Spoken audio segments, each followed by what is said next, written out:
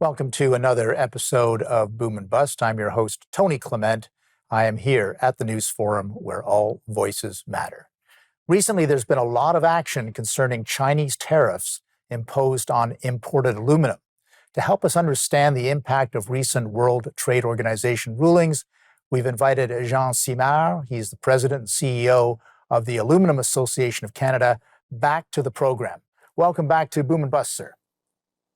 Thanks for having me over. I guess the first question is a pretty basic one. What is this WTO case all about anyway? Well, the case was brought about following China's retaliation to U.S. tariffs.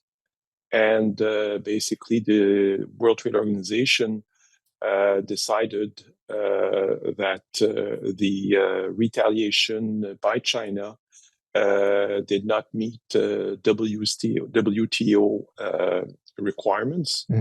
And therefore ruled in the favor of the U.S.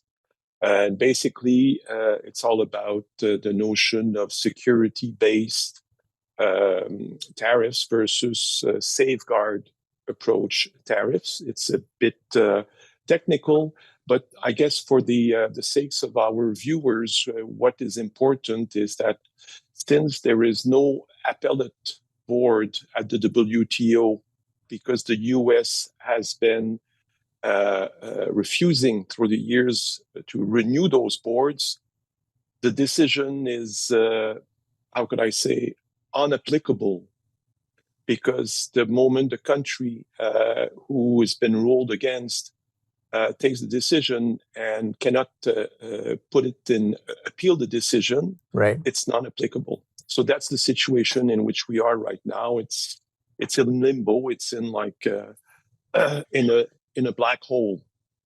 So does that mean that the Chinese tariffs still apply, or that they don't apply right now?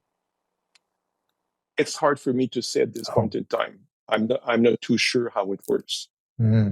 It becomes more political than judicial from there on. Right.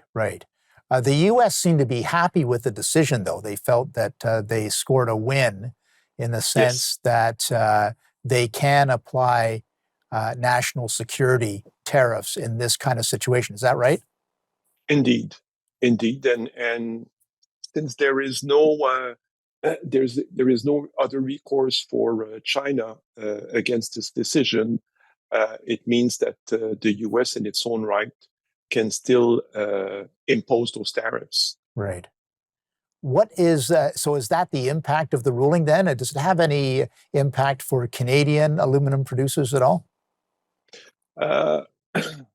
Not really, because we are an export country of primary aluminium. We export 90% of our whole capacity to the U.S. And basically, we find ourselves in an interesting situation, because part of what we produce here in Canada requires what we call sheet and plate products. And normally this sheet and plate supply comes from the U.S. There used to be sheet and plate coming in from China. It doesn't come in from China anymore. So the U.S. Has a tight market for that product, and we have to import from China to be able to fill the void in Canada for Canadian purposes. I see. In the sense that I think the last time we had you on the program, actually, there was the Donald Trump tariffs imposed on Canada. That seems to have resolved itself. Is that right? Yes, Canada came out very strongly and very strategically with countervailing tariffs. Right. And I think Deputy Prime Minister Freeland was at the helm of this initiative. And the line was quickly drawn in the sand between Canada and the U.S. And the U.S. decided to pull back on tariff implementation against Canada, because Canada was ready to go and implement tariffs against other families of U.S. products that were, I would say, strategically chosen in states that would impact Republican voters. Right. So it must have been just before the last U.S. presidential election cycle, right? Exactly. I remember it now. Well, a lot of water under the bridge since then. We're going to continue to talk about these issues. We're going to take a little break for our commercial break. We'll be back with our guest, Jean Simard, after that break. Please stay with us.